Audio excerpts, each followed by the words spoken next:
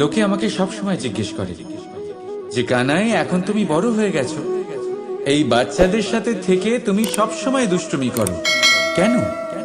তুমি বড় হয়ে গেছো, বড়দের মতো থাকো। বেশিরভাগ লোকে এটা বুঝতে পারে না, ভাবে উনি তো ভগবান, ভগবানের মতো গম্ভীর নয় কেন? এবারে আমি কি করে বোঝাবো সবাইকে যে আমার ভগবান হওয়ার পিছনে যে সবচেয়ে বড় রহস্য, তা হলো এই বাচ্চারাই। আমার শক্তি কোথা থেকে আসে? সমস্ত সমস্যার সমাধান করার শক্তি এই বাচ্চাদের থেকেই তো আসে। জীবনে বাঁচার শক্তি, সংসারকে প্রেম শেখাবার শক্তি এই বাচ্চাদের থেকেই আসে। কারণ বাচ্চাদের থেকে বড় কোনো ভগবান হয় না। এবারে দেখুন না, পুরাণ আর বেদের কোনো জ্ঞান নেই ওদের, কিন্তু খুব ভালোভাবেই জানে যে একজন উদাস ব্যক্তির মন কি করে ভোলানো যায়, কি করে তাকে আনন্দ দেওয়া যায়। আর এই এক বিশাল ব্যাপার। কোনো ন্যায়, কোনো নীতির জ্ঞান নেই ওদের, কোনো ভেদাভেদ করতে জানে না। কিন্তু এটা অবশ্যই জানে একজন একা অজানা ব্যক্তিকে নিজের দলের সদস্য কি করে বানাতে হয়, কি করে তাকে আপন করতে হয়। আর এই এক বড় ব্যাপার। এই বাচ্চাদের থেকে অনেক কিছু শেখার আছে। তাই আপনারাও নিজেদের জীবনে গম্ভীর হওয়ার চেষ্টা কখনোই করবেন না। আর যদি করেন তাহলে এই সংসার খুবই নিরস লাগবে আপনার। আপনিও বাচ্চাদের মতো নিষ্পাপ থাকুন আর নিজেকে আনন্দে রাখুন। লাভ আর ক্ষতির ঊর্ধ্বে গিয়ে সম্পর্ককে দেখুন। জ্ঞান অর্জন করার পরিবর্তে ভালোবেসে সম্পর্ক পালন করুন। আপনি নিজেই বুঝে যাবেন যে এই সংসার কতটা সুন্দর। রাধা রাধা। কথায় আছে, জীবনে সম্পর্ক নিয়ে কখনো অঙ্ক কষা উচিত নয়। এই কথা তো ঠিক। যদি এই সম্পর্কে লাভ, ক্ষতি, গুণ, ভাগ এসব চলে আসে, তাহলে সবকিছু শুধু ব্যবসা হয়ে যায়। এই পুরো খেলাটাই হয়ে যায় অঙ্কের। আর এই জীবন নিশ্চিত রূপে অঙ্ক কষা নয়। এই জীবনে আনন্দকে বাড়ানো, কষ্টকে কমানো গণিতের খেলা না, ব্যবহার আর প্রেমের খেলা। কখনো কারোর মাথায় হাত রেখে তাকে শুভেচ্ছা জানালে হয়তো সেটা রাধা রাধা। বিপদ, বিপদের কথা শুনলে আমরা সবাই সচেতন হয়ে যাই। এই সংসারে এরকম কোনো প্রাণী নেই যে বিপদে পড়েনি, যে বিপদে ঘিরে থাকেনি। এবার কেউ কেউ বিপদের মুখোমুখি হয়ে বিজয় লাভ করেছে, কেউ কেউ তা পারেনি। কিন্তু বেশিরভাগ লোকেই বিপদের এই সময় কেটে যাওয়ার পরে বিপদের বিষয়ে ভুলে যায়। আর এটাই তার সব থেকে বড় ভুল হয়। বিপদের সাথে জড়িত এই তিনটি কথা সব সময় মনে রাখবেন। প্রথম, যারা আপনাকে বিপদে আপনি মনে রাখেন, তাহলে বিপদ ভুলেও কখনো আপনার জীবনে আর আসবে না। রাধা রাধা। মানুষ জন্ম নেয়, আর জন্ম নিলেই তার জীবনযাত্রা শুরু হয়ে যায়। তারপর সে পরিশ্রম করে, লড়াই করে, আর সে তার ফল অবশ্যই পায়। সেই নিজের জীবনযাত্রা নিজেই সাজায়। তার জীবনে ভয় ততক্ষণ প্রবেশ করে না যতক্ষণ না সে জীবনে কিছু অর্জন করে। একবার সে কিছু পেয়ে গেলে তারপরে সেটা হারিয়ে যাওয়ার ভয় মনের মধ্যে জন্ম নেয়। তারপর সে ভাগ্য, জ্যোতিষ, ভবিষ্যৎ এইসব দেখতে ব্যস্ত হয়ে পড়ে। আমি আপনাকে একটা প্রশ্ন করছি, আপনি যখন এই সংসারে এসেছিলেন, কি নিয়ে এসেছিলেন যে আপনি হারাবেন? কিছুই না। আপনার বশে আপনার জীবনের সেই মুহূর্তই আছে যা আপনার হাতে আছে, অন্য কিছুই নয়। আপনার হাতে আছে আপনার কর্ম। যে জীবনে দুর্ভাগ্যে হতাশ হয় না, যে অসফলতার জন্য ভেঙে পড়ে না, সেই এই জীবনে বিজয়ী হয়। বলুন, যখন আপনার জীবনে কিছুই ছিল না, কি করেছিলেন? পরিশ্রম করেছিলেন, লড়াই করেছিলেন, আর সেই সব কিছু পেয়েছেন যা পেতে চেয়েছিলেন। তাহলে আজ সব পাওয়ার পর ভয় কিসের? সেই সব জিনিস কি আপনাকে পরিশ্রম করার থেকে আটকায়? না। সেই জন্য নিজের হাতের রেখায় কখনো নিজের পথ খুঁজবেন না, কারণ এই সংসারে যাদের হাতই নেই তারাও নিশ্চিতভাবে তাদের নিজের পথ নিজেই বানিয়ে নেয়। তাহলে আপনার কি নিয়ে চিন্তা? রাধা রাধা। লোকে বলে মানুষ নিজের ভবিষ্যৎ জন্ম থেকেই লিখিয়ে আনে, অর্থাৎ এখানে এই কপালে। ভাগ্য দেবতা আমাদের সমস্ত উত্থান, সমস্ত পতনের হিসেব সবটা লিখে দেন। কিন্তু কপালে কেন, পায়ে নয় কেন?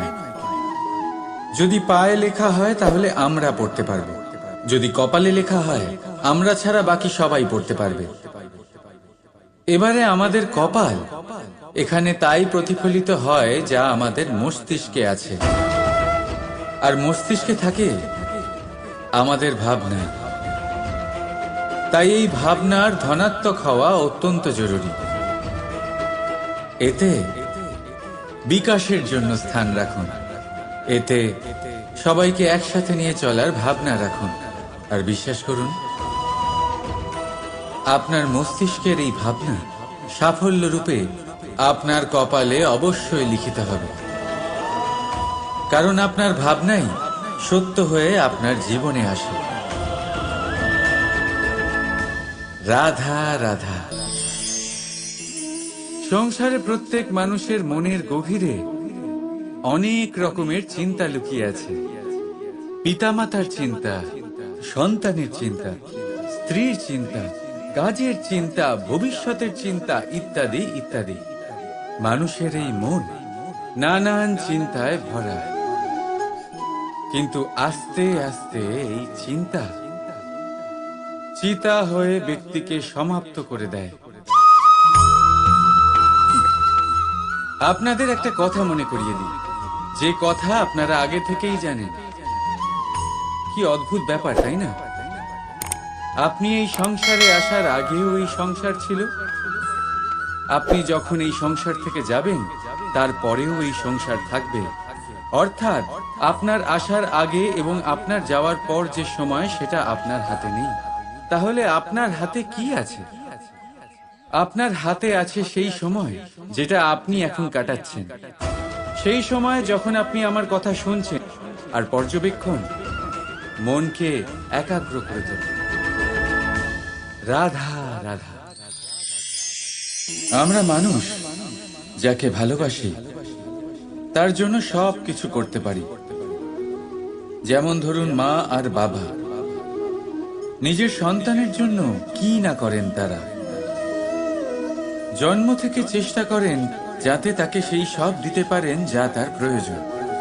ওর স্বাস্থ্য যাতে ঠিক থাকে তাই ওর দেখাশোনা করেন, ওর জন্য চিন্তা করেন।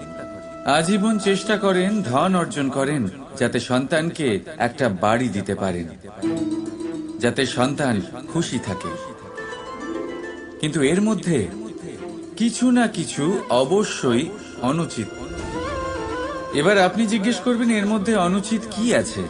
আমাদের নিজেদের সন্তানকে কিছু দিয়ে যদি আমরা সন্তুষ্টি লাভ করি তাহলে এতে ভুল কি? এবার আপনি এটা বুঝতে পারছেন না যে আপনার সন্তানকে ভবিষ্যতে এর অনেক বড় মূল্য দিতে হতে পারে। আপনার সন্তানকে, আর কারণ নয়।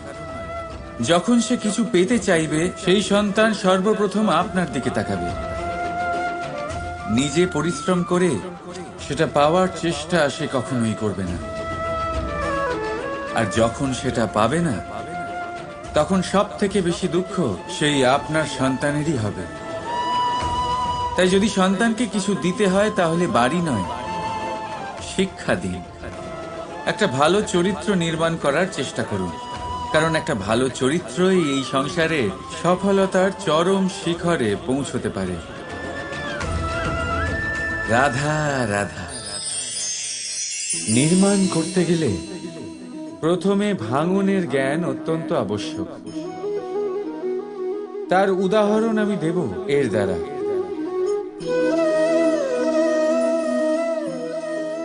এই সুস্বাদু পায়েস, এটা তৈরি হয় পুষ্টিকর ভাত দিয়ে। কিন্তু আপনারা কি জানেন এই ভাত কিভাবে তৈরি হয়? কতটা পরিশ্রম করতে হয় এই ভাতকে? সর্বপ্রথম একে জলে ডুবে থাকতে হয়, তারপর সূর্যের প্রবল তাপে একে গরম হতে হয়, আর তারপরে ঢেঁকির মার সহ্য করতে হয়। শুকনো হলে একে প্রবল বেগে ঝাড়া হয়, তারপর গিয়ে তৈরি হয় এই ভাত, যা খেয়ে আপনি তৃপ্তি পান। সব থেকে বড় সহায়ক রাধা রাধা। জীবনে আমরা সবাই, এই সংসারে প্রত্যেকেই শুধুমাত্র ওপরে উঠতে চায়। এমন কেউ নেই যে নিচে পড়তে চায়। কিন্তু আপনাকে যদি সত্যের সাথে পরিচয় করাই, তাহলে নিচে পড়া অত্যন্ত আবশ্যক। যখন আপনি নিচে পড়েন, তখন সর্বপ্রথম আপনার মনে পড়ে ওপরে যখন ছিলেন, সেই স্থান, সেই সময় এবং তার গুরুত্ব কি ছিল। তার থেকেও বড় শিক্ষা, আপনার যখন পতন ঘটে, তখন আপনি বুঝতে পারেন আপনার আপনকে, আর আপনার ভয় পাবেন না। এটা আপনাকে জীবনের খুব বড় এক শিক্ষা দিয়ে যায়। রাধা রাধা। এই সংসারকে আপনি কেমন করে জানবেন, কেমন করে বুঝবেন? এবার আপনার উত্তর বড়ই সহজ হবে। সংসারকে নিজে চোখে দেখে। এটা অবশ্যই উচিত। এবারে দেখুন না, আমরা নিজে চোখে এই সংসারকে দেখি, একে চিনি, তারপরে আমরা বুঝতে পারি। কিন্তু আমরা এটা খেয়াল করতে পারি না যে সমস্ত সংসারকে দেখছে যে চোখ, তা কতটা ছোট হয়, তাই না? একা একজোড়া চোখ আমাদের সমস্ত সংসারকে দেখায়। তাহলে ভেবে দেখুন আপনার কাছে আর কি কি আছে।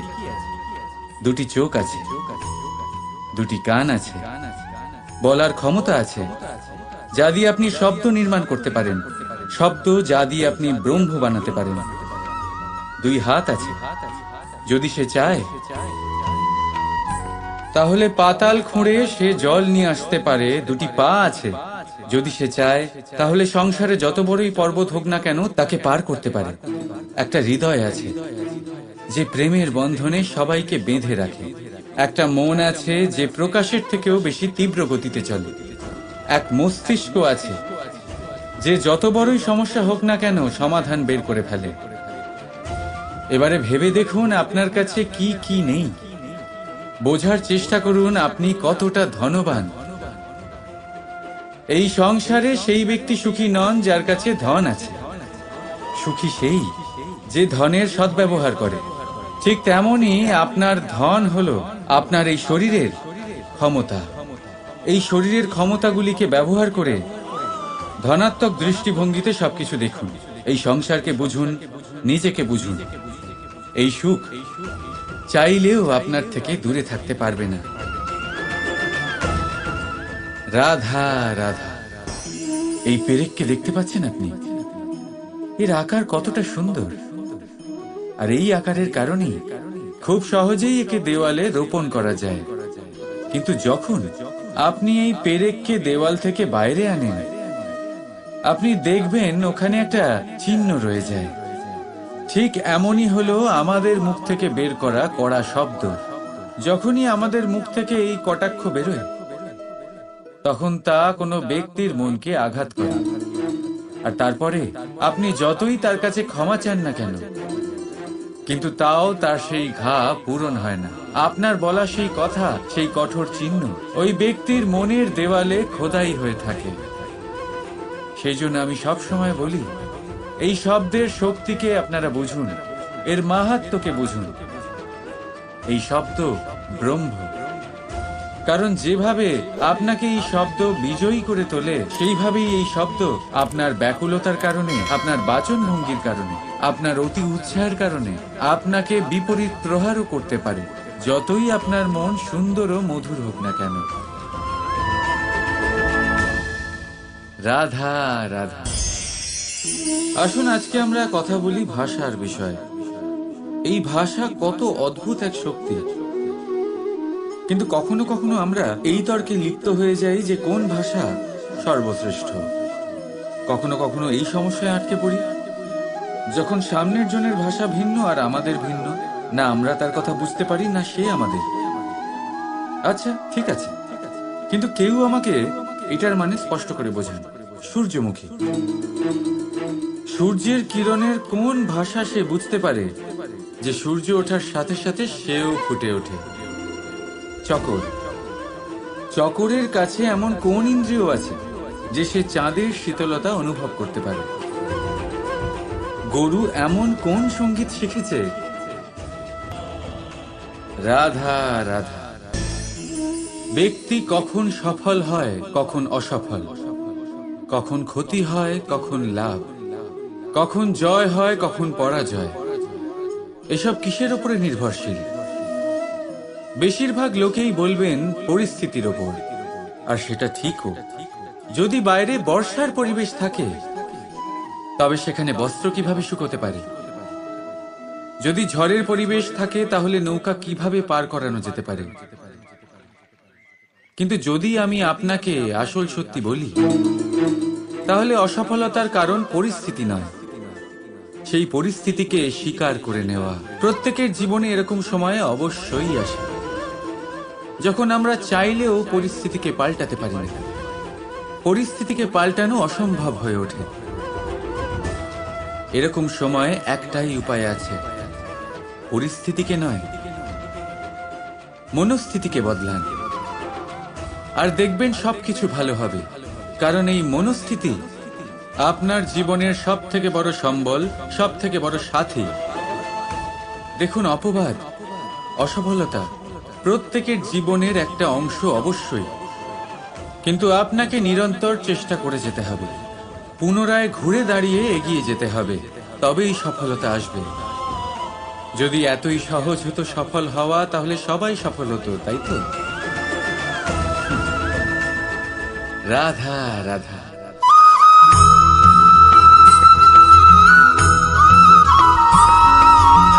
পঞ্চতত্ত্বের মধ্যে দ্বিতীয় তত্ত্ব হল ধরণী, ভূমি, যাকে আমরা ধরণী মাতা বলি।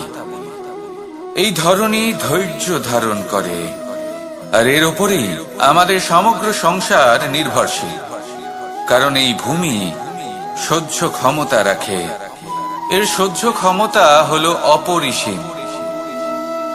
সন্তান যতই আঘাত প্রদান করুক না কেন, প্রেম পূর্বক সহ্য করে, আর তার বদলে অমূল্য রত্ন প্রদান করে। সন্তান যদি হাল চালায়, তাহলে তার বদলে তাকে অন্ন প্রদান করে। এটাই হলো ধরণী। এবার এর থেকে আমরা কি শিক্ষা পেতে পারি? এটাই যে কারোর জন্য কিছু করা বা কাউকে কিছু দেওয়া মনে কোনো কামনা ছাড়াই। আর এই কথাটা বুঝে যান, যদি কারোর জন্য কামনা না রেখে বা কোনো পাওয়ার আশা না রেখে কারোর জন্য কিছু করেন বা কারোকে কিছু দেন, যদি এটা আপনি শিখতে পারেন, তবে আপনি ভালোবাসতে শিখে গেছেন। আর সেই জন্যই এই ধরিত্রীকে মাতা বলা হয়। কারণ মাতা শুধু উনি নন যিনি গর্ভে সন্তানকে ধারণ করেন, মাতা তো উনিও যিনি জীবন বাঁচতে শেখান, যিনি জীবন বাঁচার উদাহরণ প্রদান করেন। তাহলে ধরণীর থেকে এই নিঃস্বার্থ ভাব শিখুন, নিঃস্বার্থ ভালোবাসা শিখুন, আর এই ভালোবাসার সাথেই বলুন রাধা রাধা।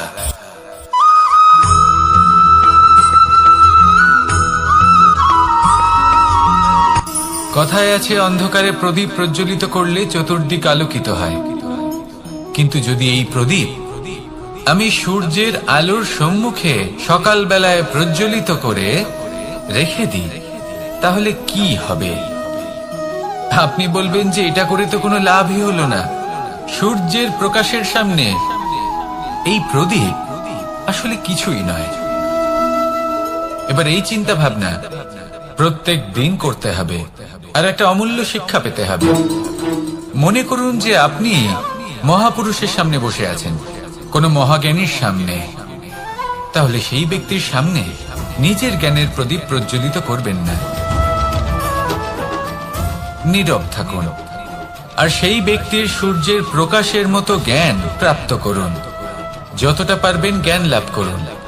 যদি এমন কোনো সময় এমন কোনো স্থানে আপনি আছেন যেখানে চতুর্দিক অন্ধকার, কারোর কাছেই জ্ঞান নেই, সেখানে নিজের জ্ঞানের প্রদীপ প্রজ্বলিত করুন। এমন করলে দুদিক থেকেই আপনার লাভ হবে, আপনার জ্ঞান প্রাপ্তিও হবে আর জ্ঞানের সঠিক প্রয়োগও করতে পারবেন। আর এই মন প্রসন্ন হয়ে বলবে, রাধা রাধা।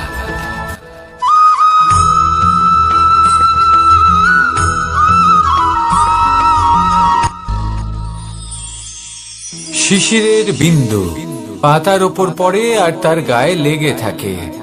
পাতা তাকে শুষে নিতে পারে না আর শেষ পর্যন্ত সে ঝরে পড়ে যায়। অন্যদিকে রয়েছে মেঘ এবং চাতক। এদের মধ্যে অনেক দূরত্ব থাকে। মেঘ থাকে আকাশে আর চাতক থাকে ধরিত্রীতে। কিন্তু যখন এই মেঘ থেকে বৃষ্টি ঝরে পড়ে, এই চাতক কিন্তু সেই জলই পান করে, নয়তো সে তৃষ্ণার্ত থেকে যায়। এবার অন্যদিকে দেখলাম শিশির বিন্দু আর পাতার এই সম্পর্ক। এরা খুব কাছাকাছি থাকে, ঘনিষ্ঠও থাকে। অন্যদিকে রয়েছে মেঘ এবং চাতকের সম্পর্ক, যাদের মধ্যে অনেক দূরত্ব থাকা সত্ত্বেও তারা খুব ঘনিষ্ঠ, তাই না? এই সারমর্ম খুব সরল। এই নৈকট্য, এই দূরত্ব, তা আপনার সম্পর্কে প্রভাব কিছুতেই ফেলতে পারে না। এই নৈকট্য, এই দূরত্ব, এইসব হলো শুধুমাত্র মনের ব্যাপার। কখনো আপনি অনুভব করেছেন আপনি কারোর থেকে অনেক অনেক দূরে আছেন, অনেক দূরে আছেন, তাও সেই ব্যক্তির প্রতি আপনি টান অনুভব করেন। সেখানে আপনি কারোর সাথে প্রত্যেক দিন অতিবাহিত করেন, সমস্ত জীবন অতিবাহিত করেন, সব থেকে বেশি সময় তার সাথে অতিবাহিত করেন, তাও তার প্রতি সেই টান অনুভব করেন না। এই সংকেত হলো মনের দূরত্বের। তাহলে মনের এই দূরত্ব দূর করুন আর আমার সাথে।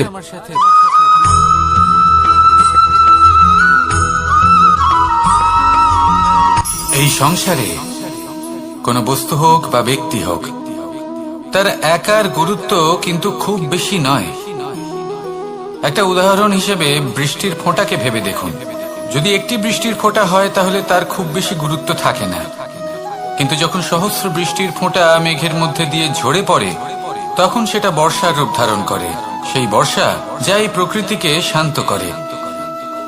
সেইভাবেই পাথরের ছোট টুকরো, তার খুব বেশি গুরুত্ব থাকে না, কিন্তু যখন অসংখ্য পাথরের টুকরো একত্রিত হয় তখন তা পর্বতের আকার ধারণ করে। সেইভাবেই কিছু মানুষ যখন একত্রিত হন তখন তৈরি হয় পরিবার। কিছু পরিবার যখন একত্রিত হয় তখন তৈরি হয় সমাজ। যখন অনেক সংখ্যক সমাজ একত্রিত হয় তখন তৈরি হয় রাজ্য। এবার এই রাজ্যের সব থেকে গুরুত্বপূর্ণ ব্যক্তি হতে পারেন রাজা, কিন্তু তাও সেই রাজা একা কিছু করতে পারেন না। যুদ্ধ লড়ার সময় তারও নিজের সৈন্যদলকে প্রয়োজন পড়ে। কিন্তু এই সংসারে এমন একজন ব্যক্তি আছেন যিনি একাই সব কাজ করতে থাকেন, এবং সেই ব্যক্তি হলেন মা। আমাদের জীবনে একজন পিতার ভূমিকা কিন্তু নিঃসন্দেহে অমূল্য, কিন্তু আমাদের সকলের জীবনে যে ভূমিকা একজন মায়ের তা অন্য কারোর থাকে না। একজন মা একাই সন্তানকে বড় করতে পারেন, সংস্কারী করে তুলতে পারেন, তার জন্য পরিশ্রম করেন। আর এত কিছু কাজ করার পরেও তার কাজের জন্য তিনি প্রশংসা অবশ্য পান না। উল্টে যদি সেই সন্তান অনুচিত পথে চালিত হয়, অনুচিত কর্ম করে, তখন সেই মাকেই অপবাদের পাত্র হয়ে উঠতে হয়। আমাদের জীবনে মায়ের যোগদান কতটা সেটা বুঝুন। আপনাকে বড় করে তোলার জন্য উনি কতটা পরিশ্রম করেছেন সেটা বুঝুন। আজ থেকে, এখন থেকে, এই মুহূর্ত থেকে মাকে সম্মান করতে শিখুন। যখন সময় পাবেন, যখন সুযোগ হবে, তখন তার প্রশংসা করুন, ওনারও ভালো লাগবে। আর মায়ের এই মমতার জন্য, তার এই ভূমিকার জন্য আসুন সবাই মিলে আমরা তাকে প্রণাম করি। আর সকলে মিলে ভালোবেসে বলি, রাধা রাধা।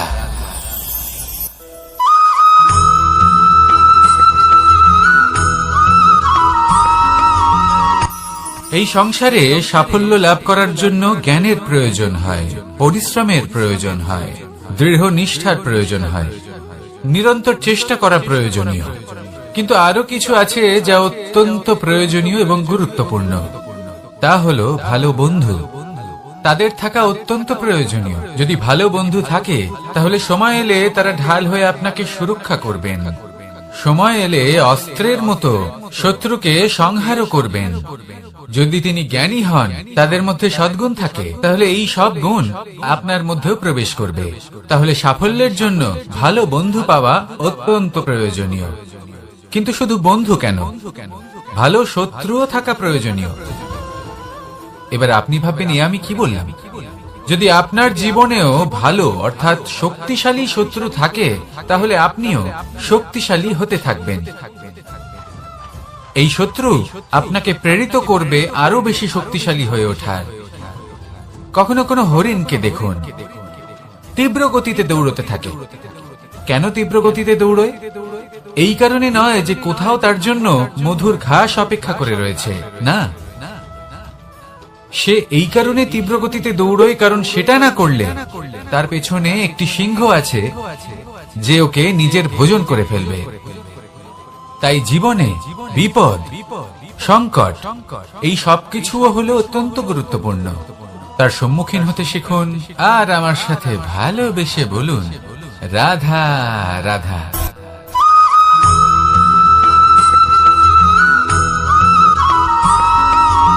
মানুষ জন্মগ্রহণ করে, তার সাথে ভয়েরও জন্ম হয়।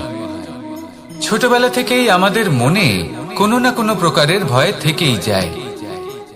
কেউ এই বিষয়ে ভয় পায় যে তার কোনো বস্তু তার থেকে দূরে চলে যাবে। কেউ এই বিষয়ে ভয় পায় যে আমি নিজেকে হারিয়ে ফেলব। কেউ এই ভেবে ভয় পায় যে আমার প্রিয়জনেরা তারা যেন আমার থেকে দূরে না চলে যায়। কেউ এই ভেবে ভয় পায় যে আমরা যেন পথ না হারিয়ে ফেলি, আদি ইত্যাদি। কিন্তু সত্যি কথা বলতে ভেবে দেখুন, এই ভয় বাস্তবে কি? শুধুই একটা মনস্থিতি, আর কিছুই নয়। যা কিছু আপনি জীবনে পেয়েছেন তা একদিন আপনাকে হারাতে হবে। এই জীবন হলো আপনারই, কিন্তু তাও একদিন সমাপ্ত হবে। তাই ভয় পেয়ে কি লাভ? এই ভয় শুধু আপনাকে জীবন যাপন করা থেকে বাধা দিচ্ছে, আর কিচ্ছু নয়। পথ হারিয়ে ফেললেই বুঝতে পারবেন যে নতুন পথ কিভাবে বানাতে হয়।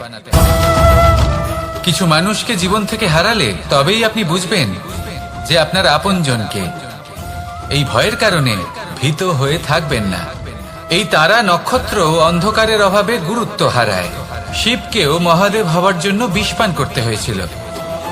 প্রত্যেক পরিস্থিতি, প্রত্যেক সাফল্য আপনার পরীক্ষা নেবে। তাতে উত্তীর্ণ হওয়া হলো আপনার কর্ম। যখনই আপনি ভয় পাবেন বা সংকটের সম্মুখীন হবেন, তখন সাহসের সাথে তার সম্মুখীন হন। মনে রাখবেন, যে সম্মুখীন হতে জানে, সাফল্য তার সাথে সবসময় থাকে। আসুন আর আমার সাথে ভালোবেসে বলুন, রাধা রাধা।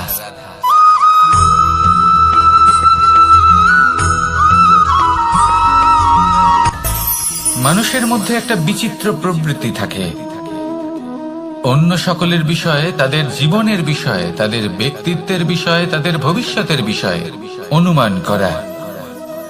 এটা হলো অনুচিত।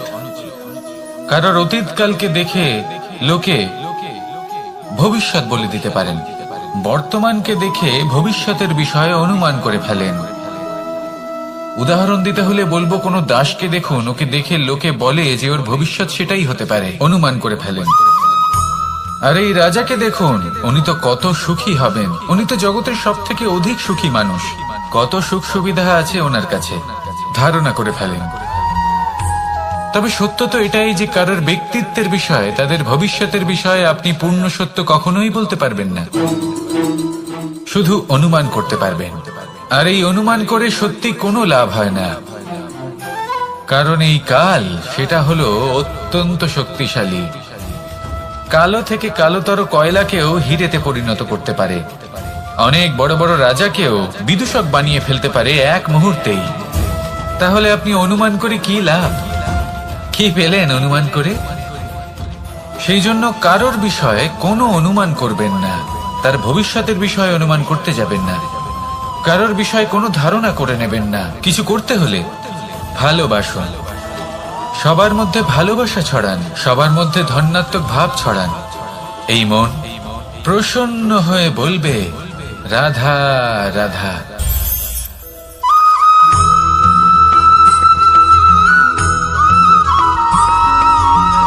এই সংসারে সব থেকে বেশি কোমল বস্তু হলো রেশম। এই রেশম এতটাই কোমল হয় যে এর পুরো একটা থান শুধুমাত্র একটা হাতে ধরা সম্ভব। কখনো ভেবে দেখেছেন এই রেশম কিভাবে হয়? একটি কীট তার লালার দ্বারা উৎপন্ন হয়।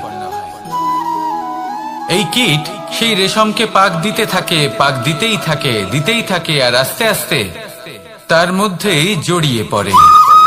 শেষে ওর এই সুন্দর অমূল্য সৃষ্টি রেশমের এই সুতো তার নির্মাণ কার্য পূর্ণ হয়, কিন্তু তাতেই ও নিজে বন্দী হয়ে যায়। নিজেরই মায়াজালের এই বন্দী গৃহে নিজেই ফেঁসে যায়। এবার এই সুতোকে ব্যবহারযোগ্য করে তোলার জন্য এই কীটগুলিকে এই কবচের সাথেই ফুটন্ত জলে ফেলে দেওয়া হয়। এই সংসারে যদি আমাদের স্বপ্ন এই সংসারের দুঃখ হরণ করার জন্য, এই সংসারে সুখ বিতরণ করার জন্য হয়, তবেই আমাদের প্রগতি সম্ভব। যদি আমাদের এই স্বপ্ন শুধুই আমাদের এবং আমাদের স্বার্থ সিদ্ধির জন্য হয়, তাহলে এই স্বপ্ন আমাদের অন্ধ করে দেবে, আমাদের অন্ধকারের পথে নিয়ে যাবে, আর আমরাও সেই কীটের মতো হয়ে যাব। নিজেদেরই মায়াজালে আমরা নিজেই ফেঁসে যাব, আর শেষে আমরা যদি কিছু লাভ করি তা হবে একাকিত্ব, অন্ধকারময় মৃত্যু। তাই স্বপ্ন অবশ্যই দেখুন, কিন্তু এমন ভাবে স্বপ্ন দেখবেন না যে তার এই বন্দিগৃহে আপনি নিজেই ফেঁসে গেলেন। স্বপ্ন দেখুন পরোপকারে।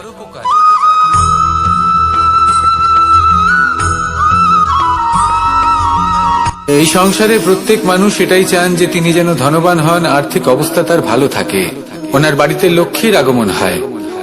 কিন্তু সেটা হবে কি করে, সেটাই হলো প্রশ্ন। কেউ বলেন যে যদি পরিশ্রম করো তাহলে ধন অর্জন সম্ভব, কেউ বলেন যে যদি বিদ্যা লাভ হয় তবেই ধন অর্জন সম্ভব, কেউ বলেন যে যদি বলশালী হও তবেই সম্পন্ন থাকবে।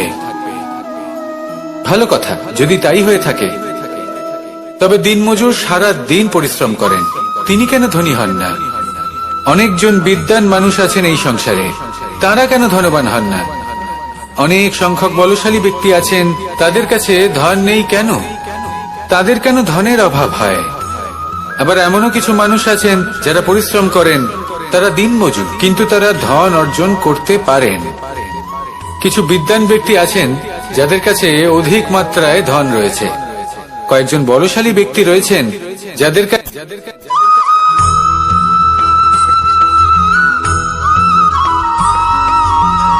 পিতা আর পুত্রের সম্পর্ক অত্যন্ত মধুর হয়ে থাকে। পিতা স্বপ্ন দেখেন, তাকে পূর্ণ করার সকল সম্ভাব্য চেষ্টা করেন, কিন্তু তাও অনেক সময় ওনার স্বপ্ন অপূর্ণ থেকে যায়। তখন পিতা ভাবেন যে স্বপ্ন উনি পূর্ণ করতে পারেননি, ওনার সন্তান তা অবশ্যই পূরণ করবে। যে স্থানে উনি কখনো পৌঁছতে পারেননি, সেই স্থানে ওনার পুত্র অবশ্যই পৌঁছবে। পিতা নিজের সন্তানের ভবিষ্যৎ নিয়ে সেই স্বপ্ন দেখেন, আর যখন সেই সন্তান সামনে এগোতে থাকে তখন তার দুঃখ হয় না, বরং গর্ব হয়। ওনার ভালো লাগে এটা দেখে যে ওনার সন্তান অনেক উন্নতি করছে। কিন্তু যখন সন্তান নিজের অভিভাবকের শক্তি দেখে, তার যশ দেখে হিংসা করতে থাকে, সমস্যা সেইখানেই শুরু হয়। সেই জন্য সকল সন্তানকে এটা মনে রাখতে হবে, দেখুন, পুত্র হবার সুবাদে, এক সন্তান হবার সুবাদে এটা হলো আপনার অধিকার যে আপনি আপনার পিতার থেকে বেশি উন্নতি করবেন। আপনার পিতাও এটাই চান, কিন্তু সুস্থভাবে এটা করুন। একটা রেখা টেনে নিন যাতে আপনি তাতে এগোতে পারেন আর আপনার পিতার তাতে গর্ববোধ হয়, আর সেই বিষয়ে দুঃখ না হয় যে আমার সন্তান আমাকেই ছোট করার চেষ্টা করছে। ইতিহাস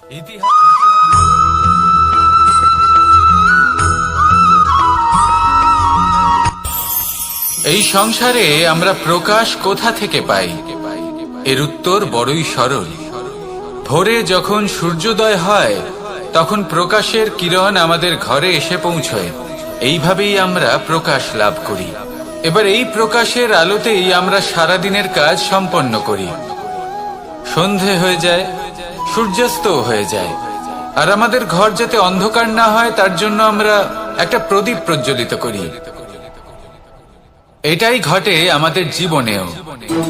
এবার প্রবাহমান আয়ুর সাথে আমরা আমাদের অন্তরে যদি একটা প্রদীপ প্রজ্বলিত করে নিই তাহলে বিষয়টাই অন্যরকম হবে।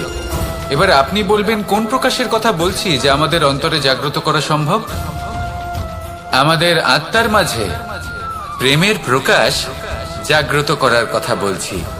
কারণ আমাদের এই জীবন এও হলো দিনের আলোর মতো। আজ প্রকাশ আছে, কিন্তু কোনোদিন অবশ্যই অস্ত হবে। কিন্তু অস্ত হবার আগে যদি আমরা আমাদের আত্মার মাঝে প্রেমের এই প্রকাশ উজ্জ্বলিত করে নিই তাহলে আমাদের সন্ধ্যাকালও আমরা আনন্দে এবং প্রেমে যাপন করব। তাহলে আসুন আর আমার সাথে ভালোবেসে বলুন, রাধা রাধা।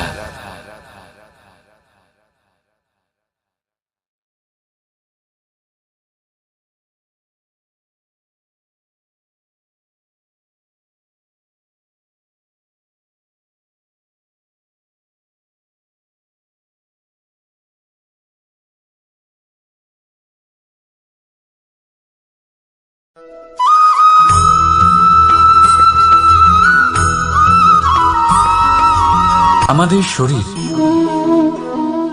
প্রকৃতির সর্বশ্রেষ্ঠ রচনা। যে অঙ্গ প্রত্যঙ্গ আমরা লাভ করেছি প্রত্যেকটির মধ্যে একটি নিজস্ব বার্তা রয়েছে। একটু ভেবে দেখুন, দুটি চোখ দিয়েছে দেখার জন্য, দুটি কান দিয়েছে শোনার জন্য, নাসিকাও আছে দুটি, দুটি হাত দিয়েছে দ্বিগুণ পরিশ্রম করার জন্য। কিন্তু জীব শুধুমাত্র একটি। তার উপরেও তীক্ষ্ণ বলিষ্ঠ দাঁত দিয়েছে তার রক্ষার জন্য। কখনো ভেবে দেখেছেন কেন?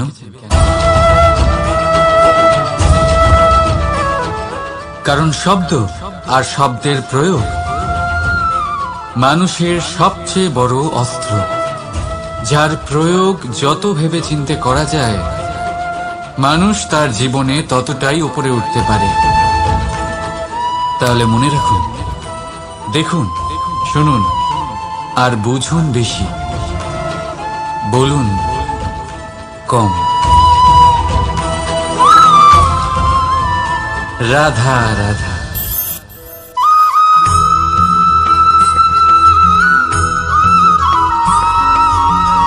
যখন আমরা কোনো বনে প্রবেশ করি তখন এই সবুজ ঘাস দেখে, এই কোমল ঘাস দেখে আমাদের মন প্রফুল্ল হয়ে ওঠে। ভিন্ন ভিন্ন প্রজাতির ফুল, ভিন্ন ভিন্ন রঙের ফুল দেখে এই মন আনন্দে ভরে ওঠে। এখানে শিশুরা আনন্দ লাভ করে, বড়রা ভোজন গ্রহণ করেন, কথাবার্তা বলেন, হাঁটাহাঁটি করে বেড়ান। এবার ভেবে দেখুন, যখন এই উপবনের নির্মাণ হয়েছিল সেই সময় যদি এই মাটিকে সঠিকভাবে খনন না করা হতো, যদি তাতে সঠিকভাবে বীজ রোপণ না করা হতো, যদি কোনো সংঘর্ষ না হতো, পরিশ্রম না করা হতো, যদি চলতে চলতে পায়ে কাঁটা না বিঁধে যেত, তাহলে এই সুন্দর বন দেখে আমরা কি এই আনন্দ লাভ করতে পারতাম? কখনোই নয়। ধরুন কোনো নদীর তটে সুন্দর একটি বন আছে, সেই বনের আনন্দ লাভ করতে গেলে আপনাকে সেই নদী পার করতেই হবে। যদি সুখের নদীর কাছে পৌঁছতে চান তাহলে তটে যে কাঁটা রয়েছে সেগুলোর সাথে সংঘর্ষ করতেই হবে। এই সংসারে যদি আপনি সুখ লাভ করতে চান তাহলে সুখ লাভের এই যাত্রা শুরু করতে হবে সংঘর্ষ দ্বারা। তাহলে সংঘর্ষকে স্বাগত জানান, এর পেছনেই সুখ রয়েছে যা আপনার জন্য অপেক্ষা করছে। এবার হাসুন আর আমার সাথে ভালোবেসে বলুন, রাধা।